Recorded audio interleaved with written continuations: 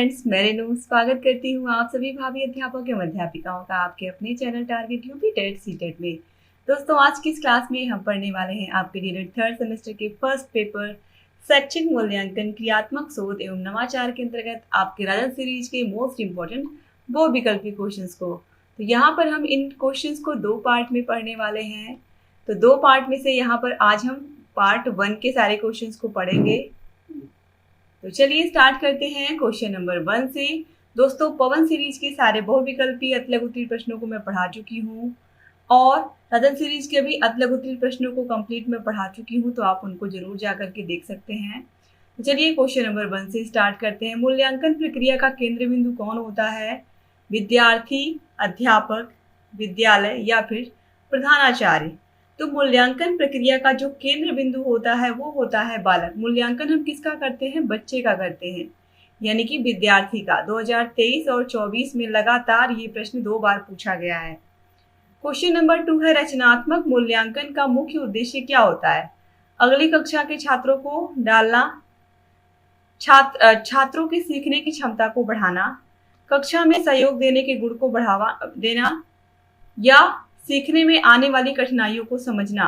तो जो रचनात्मक मूल्यांकन होता है ये इससे बच्चों के प्रारंभिक ज्ञान की जानकारी हमें होती है और इसमें जो भी दिक्कतें आती हैं उनको सीखने में उसका हम निदान और उपचार करते हुए भी आगे बढ़ते हैं। तो सीखने में आने वाली कठिनाइयों को समझना, ये इसका मुख्य उद्देश्य होता है रचनात्मक मूल्यांकन का।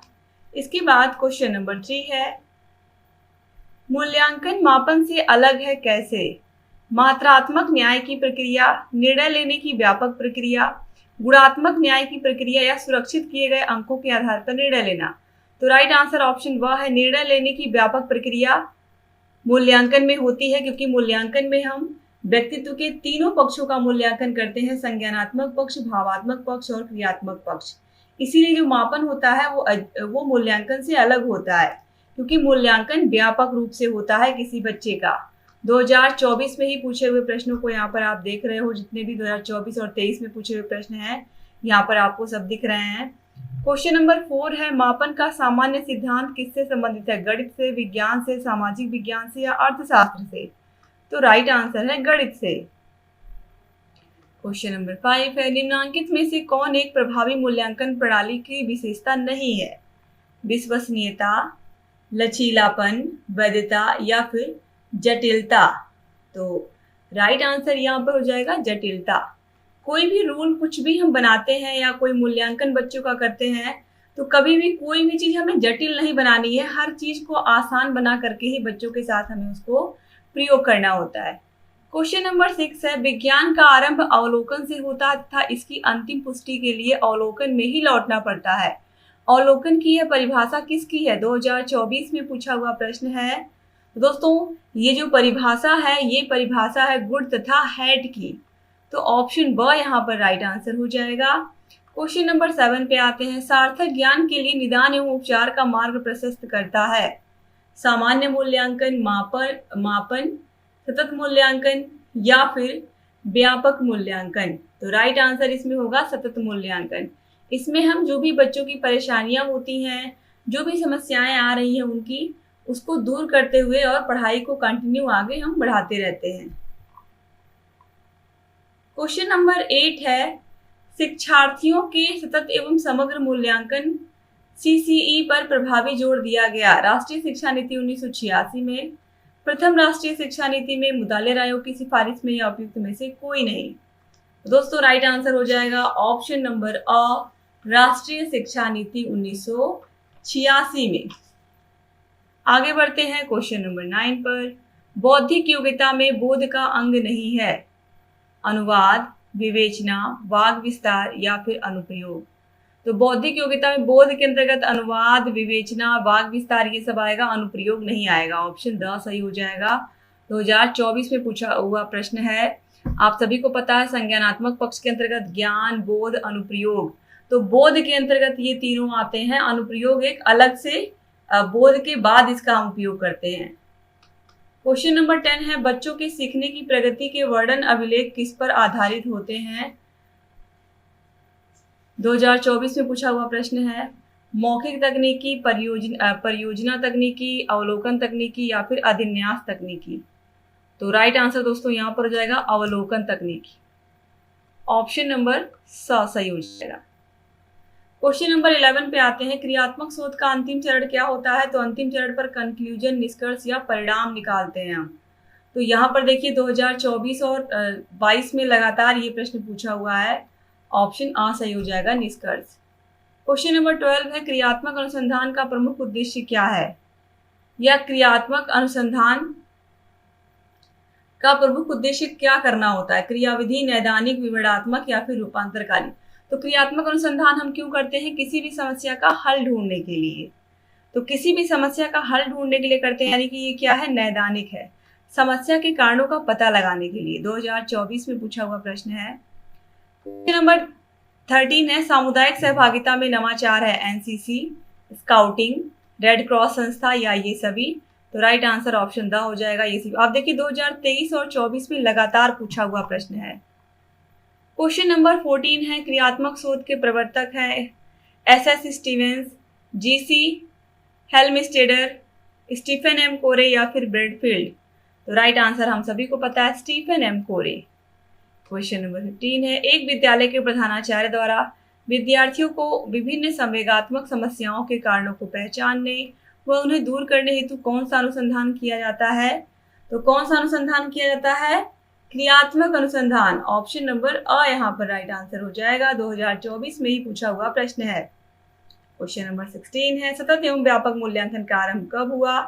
2009, 2008, 2010 या 2011। तो राइट आंसर 2009 हो जाएगा। क्वेश्चन नंबर 17 है। रीता ने भाषा में 60 अंक प्राप्त किए। 60 अंक प्राप्त करना क्या है? मापन, मूल्यांकन, परीक्षण या उपलब्धि। तो राइट आंसर है मापन। क्वेश्चन नंबर 18 पे आते हैं। प्रोफेसर स्टीफन एम कोरे की पुस्तक है? ये बहुत इंपॉर्टेंट प्रश्न है दोस्तों। स्टीफन एम कोरे की पुस्तक इसमें से कौन सी है?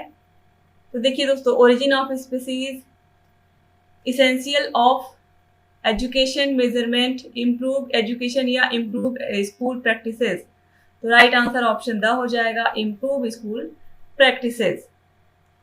आगे बढ़ते दोस्तों, अगला क्वेश्चन है क्वेश्चन नंबर 19। मूल्यांकन की शैक्षिक आवश्यकता किसको होती है? छात्र, शिक्षक, अभिभावक और समाज या सभी को। तो इसका राइट आंसर ऑप्शन द होगा, सभी को। जब एक बच्चा पढ़ता है तो उसके शिक्षक को भी बहुत आनंद आता है, अच्छा लगता है। अभिभावक और समाज भी इससे आगे बढ़ता है। जब एक बच्चा आगे निकलता है तो उसके पीछे समाज भी कहीं ना कहीं वो समाज को आगे ही ले जाने का काम करता है, इसीलिए यहाँ पर सभी को लगेगा। इसके बाद क्वेश्चन नंबर 20 है। सामान्य रूप से मूल्यांकन के कितने पक्ष होते हैं? 5, 2, 6 या फिर 4। तो हम सभी को पता है कि मूल्यांकन के मुख्य रूप से 3 पक्ष होते हैं। कौन कौन से? संज्ञानात्मक, भावात्मक और क्रियात्मक। और यहाँ पर आप देखिए किसी भी ऑप्शन में नहीं दिया हुआ है। तो याद क्या रखना है? मूल्यांकन के कितने पक्ष होते हैं? 3 होते हैं। यहाँ पर 6 दिया हुआ जो कि पूरी तरीके से गलत है। तो याद रखिएगा, ये याद रखने की बात है दोस्तों। मैंने आपको ये क्वेश्चन पवन सीरीज में भी पूछा है, वहां पर भी यही बताया है। मूल्यांकन के 3 पक्ष होते हैं, संज्ञानात्मक, भावात्मक और क्रियात्मक। कंफ्यूज नहीं होना है हम लोगों को। अगर हम कौशलात्मक या व्यवहारात्मक को भी जोड़ ले तब कहीं जाकर के 4 आता है, ठीक है। लेकिन मुख्य रूप से या सामान्य रूप से 3 ही होते हैं, तो 3 को ही याद रखिएगा। क्वेश्चन नंबर 21 है। सतत मूल्यांकन से तात्पर्य होता है सत्र में 2 बार परीक्षा लेना, सत्र में 3 बार परीक्षा लेना, सुविधा अनुसार परीक्षा लेना, या सत्र प्रारंभ से सत्र के अंत तक विद्यार्थी की योग्यता का आकलन करना। तो right answer option the he हो जाएगा। जब से सत्र प्रारंभ होता है, सेशन शुरू होने से लेकर के जब तक सेशन खत्म नहीं होता तब तक बच्चों का आकलन करते रहना। क्वेश्चन नंबर 22 है। शैक्षिक शोध को सामान्यतः कितने वर्गों में बांटा जाता है? तो शैक्षिक शोध मुख्य रूप से 3 प्रकार के होते हैं दोस्तों। ऑप्शन सही हो जाएगा। तो कौन कौन से होते हैं? अगर एग्जाम में पूछ लेता है तो आप लिख सकते हो दोस्तों, क्रियात्मक शोध, व्यवहारिक शोध और मूलभूत शोध, जिसे हम मौलिक शोध भी कहते हैं। तो 3 प्रकार के शोध होते हैं। तो फिर से एक बार मैं आपको बता दूं कौन कौन से होते हैं। क्रियात्मक शोध, व्यवहारिक शोध और मूलभूत शोध। आगे बढ़ते हैं क्वेश्चन नंबर 23 पर। निम्न में से कौन सा ब्लूम के ज्ञानात्मक क्षेत्र के अंतर्गत नहीं आता? तो हम सभी को पता है ज्ञान, बोध, अनुप्रयोग, विश्लेषण, संश्लेषण और लास्ट में आता है मूल्यांकन, लेकिन मूल्यांकना नहीं आता, तो ऑप्शन द सही हो जाएगा। क्वेश्चन नंबर 24 है, किसी समस्या का प्रस्तावित उत्तर क्या कहलाता है। ऑलरेडी अगर आपने सारे क्वेश्चंस को देख लिया होगा तो इसका आंसर आपको पता होगा, क्या होगा, परिकल्पना या उपकल्पना। किसी भी समस्या का प्रस्तावित उत्तर क्या कहलाता है, परिकल्पना या उपकल्पना। क्वेश्चन नंबर 25 है, दिल्ली का लाल किला किसने बनवाया था, यह किस प्रकार का प्रश्न है। तो ये याद करने संबंधी प्रश्न, अगर आपको याद होगा तभी आप इसका आंसर दे पाओगे, तो ये स्मृति संबंधी प्रश्न है। क्वेश्चन नंबर 26 है, निम्नलिखित में से कौन वस्तुनिष्ठ प्रकार का प्रश्न नहीं है। बहुविकल्पी प्रश्न, एकांतर पद, मिलान पद या लघु उत्तरीय प्रश्न। तो मिलान में भी इस तरह में मिलाना होता है, एकांतर पद में भी हमें एक तरीके से ये भी वस्तुनिष्ठ प्रकार का ही प्रश्न होता है, और बहुविकल्पी में भी बहुविकल्पी प्रश्नों में तो 4 ऑप्शन दिए ही होते हैं। लेकिन लघु उत्तरीय वस्तुनिष्ठ प्रकार का नहीं है, क्योंकि इसमें आंसर पूरा लिखना होता है, आधा पेज कम से कम। क्वेश्चन नंबर 27 है, मूल्यांकन एक निरंतर चलने वाली प्रक्रिया है, ये किसने कहा है। तो मूल्यांकन एक निरंतर चलने वाली प्रक्रिया है, यह कथन किसका है। कोठारी आयोग, यूजीसी, एनसीईआरटी या मुदालिर आयोग। राइट आंसर है एनसीईआरटी। क्वेश्चन नंबर 27 पे आते हैं। फ्रेंड्स यहाँ पर आप देखिए 27 नंबर 2 बार दे दिया है, ठीक है, तो यहाँ पर ये भी 27 ही दिया है। क्वेश्चन नंबर 27 शैक्षिक उद्देश्य के अंग हैं, बालक, समाज, विषय वस्तु या ये सभी। तो राइट आंसर क्या हो जाएगा, ये सभी। 2022 में पूछे हुए सारे के सारे प्रश्नों को यहाँ पर आप देख रहे हो।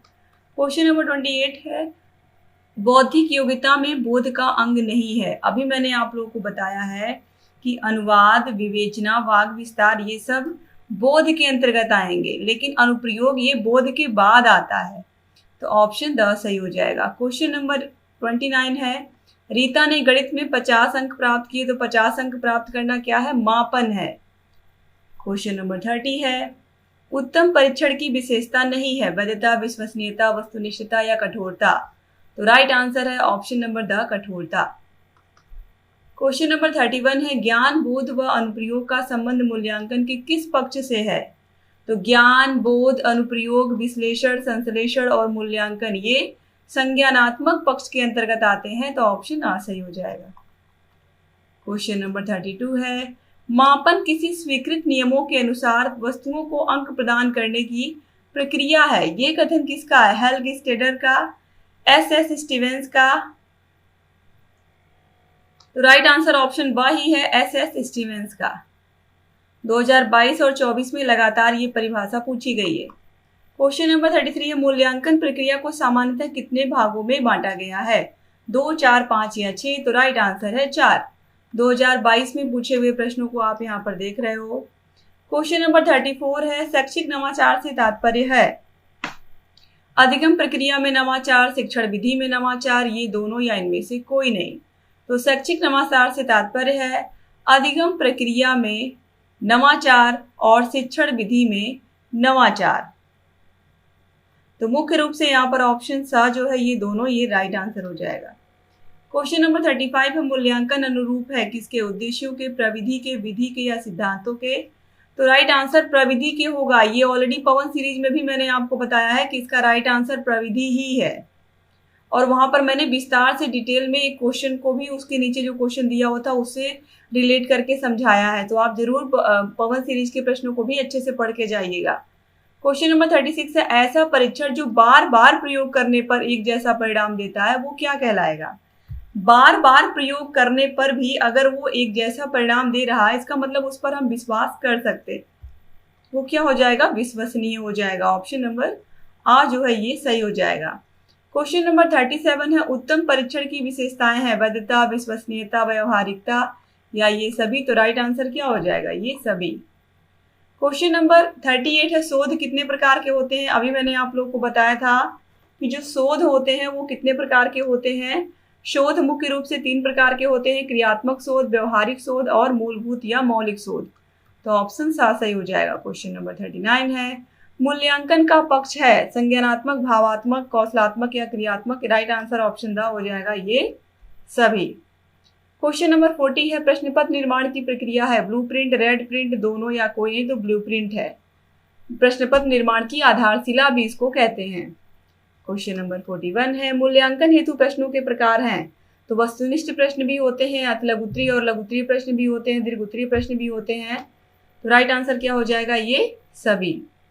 क्वेश्चन नंबर 42 है, क्रियात्मक शोध के कितने चरण होते हैं? बार बार मैंने आपको बताया है कि 6 चरण होते हैं।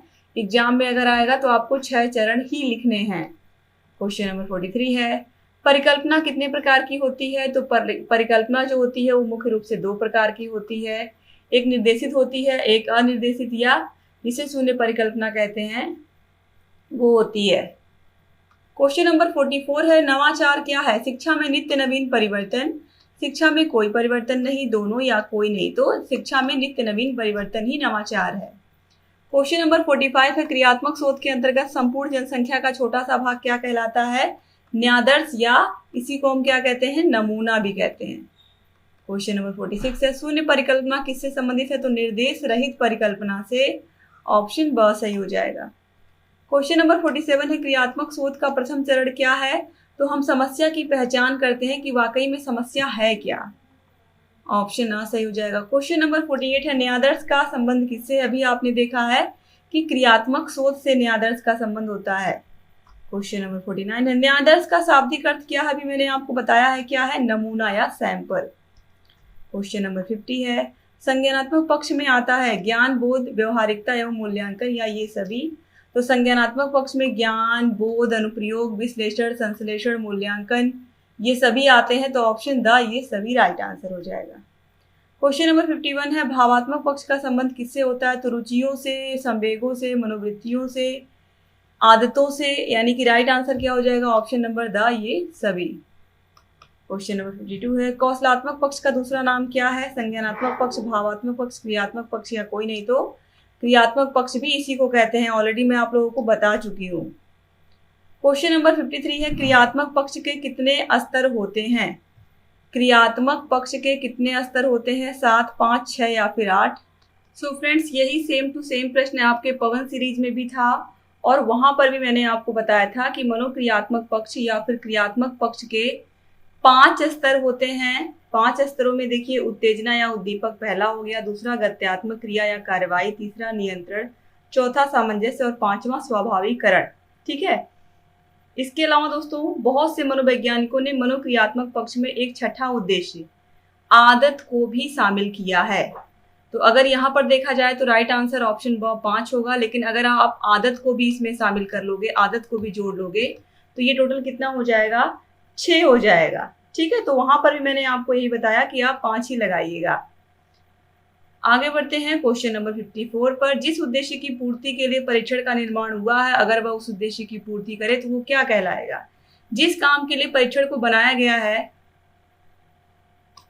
तो फ्रेंड जिस काम के लिए अगर यहाँ पर आप देखिए क्वेश्चन नंबर 53, फिर से यहाँ पर हम देखेंगे क्रियात्मक पक्ष के कितने स्तर होते हैं? क्रियात्मक पक्ष के टोटल 5 स्तर होते हैं ऑलरेडी, और कौन कौन से होते हैं एक बार फिर से हम देख लेते हैं। उत्तेजना या उद्दीपक, गत्यात्मक क्रिया या कार्रवाई, नियंत्रण, सामंजस्य, स्वाभाविकरण। ठीक है, तो ये 5 होते हैं, लेकिन आदत को भी अगर हम शामिल कर लेंगे तो ये कितने हो जाएंगे, 6 हो जाएंगे। तो यहाँ पर 5 ही आप लगाइएगा। पवन सीरीज में भी मैंने 5 ही आप बताए हैं।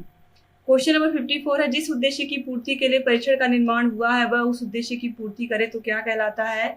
जिस उद्देश्य की पूर्ति के लिए परीक्षण का निर्माण हुआ है, अगर वह उस उद्देश्य की पूर्ति करता है तो वो वैध कहलाएगा, यानी कि वैधता।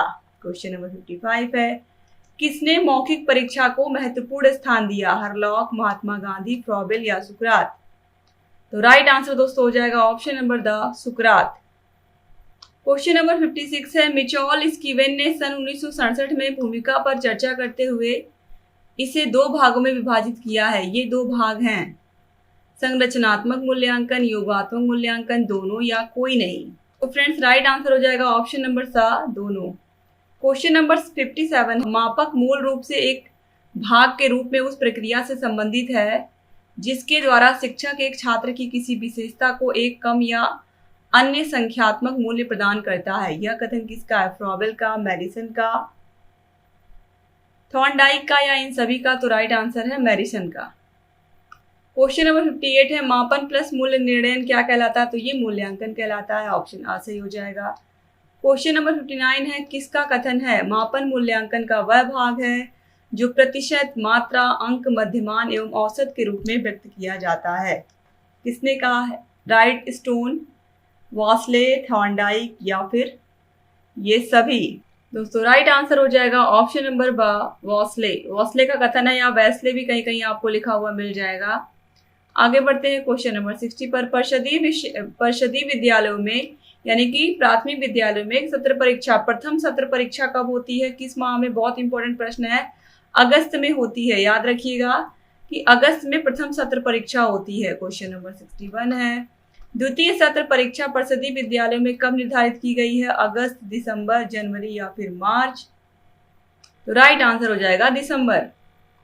क्वेश्चन नंबर 62 है, निदान या डायग्नोसिस शब्द का प्रयोग किसके लिए होता है? मापन, परीक्षण, मूल्यांकन या फिर ये सभी? तो राइट आंसर हो जाएगा ये सभी। क्वेश्चन नंबर 63 है, शैक्षिक नवाचार के अंतर्गत आते हैं शिक्षण अधिगम, मूल्यांकन, विद्यालय प्रबंधन या ये सभी? तो राइट आंसर है ऑप्शन नंबर द, ये सभी। क्वेश्चन नंबर 64 है, मूल्यांकन के उद्देश्य हैं छात्रों की समस्या का ज्ञान, समस्याओं का निराकरण करना, शिक्षक द्वारा शिक्षण कार्य में सुधार या ये सभी? तो राइट आंसर है ये सभी। क्वेश्चन नंबर 65 है, मूल्यांकन की विशेषताएं हैं सतत चलने वाली प्रक्रिया है, गुणों का मापन होता है, शिक्षण प्रक्रिया गतिशील बनती है। तो राइट आंसर क्या हो जाएगा? ऑप्शन नंबर द, ये सभी। क्वेश्चन नंबर 66 है, बच्चों में सर्वांगीण विकास को शिक्षाविदों ने 3H संकेत दिए। इसमें H का मतलब क्या होता है? तो 3H में हेड, हर्ट और हैंड ये आते हैं। तो ऑप्शन आ जो है यहाँ पर ये राइट आंसर हो जाएगा। क्वेश्चन नंबर 67 है, ब्लूम के अनुसार शैक्षिक उद्देश्य का क्रम है ज्ञान का बोध, अनुप्रयोग, कौशल या ये सभी? तो राइट आंसर हो जाएगा ऑप्शन नंबर द, ये सभी। आगे बढ़ते हैं। क्वेश्चन नंबर 68 है, प्रत्येक वस्तु जो जरा भी सत्ता रखती है किसी न किसी परिणाम में सत्ता रखती है, मापने योग्य है। किसने कहा है? मैरिसन ने, थॉर्नडाइक ने, गुडविल ने या फिर क्लास मेयर ने? तो राइट आंसर दोस्तों यहाँ पर हो जाएगा राइट आंसर हो जाएगा ऑप्शन नंबर ब, थॉर्नडाइक। क्वेश्चन नंबर 69 है, जब कोई व्यक्ति परंपरागत तौर तरीके से हट करके नए ढंग से कार्य करता है तो वह क्या कहलाता है? वो कहलाता है नवाचार। क्वेश्चन नंबर 70 है, नवाचार एक ऐसा विचार है जिसकी प्रतीति नवीन व्यक्ति नवीन विचार के रूप में करे। यह कथन है E.M. रोजर्स का, वॉर्नेट का, जॉन ड्यूबी का या गांधी जी का? दोस्तों राइट आंसर है वॉर्नेट का कथन है, ये ऑप्शन बहुत सही हो जाएगा। और इस तरीके से दोस्तों यहाँ पर आप लोगों ने टोटल 70 क्वेश्चन देख लिया। अब अगली क्लास में हम जितने भी बचे हुए प्रश्न हैं सबको खत्म कर देंगे। उम्मीद करती हूँ क्लास आपको पसंद आई होगी। दोस्तों क्लास अच्छी लगी तो उसको लाइक करिएगा और शेयर भी करिएगा। और अगर अभी तक आपने हमारे channel target UP TET CTET को सब्सक्राइब नहीं किया तो सब्सक्राइब कर दीजिए। दोस्तों अगर आपको सारे विषयों के नोट्स चाहिए, सारे विषयों की क्लासेस, सारे विषयों की मास्टर क्लासेस, सारे विषयों के चैप्टर वाइज टेस्ट, सारे विषयों के प्रीवियस ईयर क्वेश्चन पेपर्स, ये सब आपको मिलेंगे हमारे ऐप असितो अकेडमी ऐप में। ऐप की लिंक डिस्क्रिप्शन बॉक्स और कमेंट बॉक्स में आपको मिल जाएगी। तो thank you so much class को पूरा का पूरा देखने के लिए। अगर चैनल को अभी तक सब्सक्राइब नहीं किया है तो प्लीज़ सब्सक्राइब कर दीजिए और जहाँ कहीं कोई भी डाउट है हमसे पूछते रहिए। जय हिंद दोस्तों।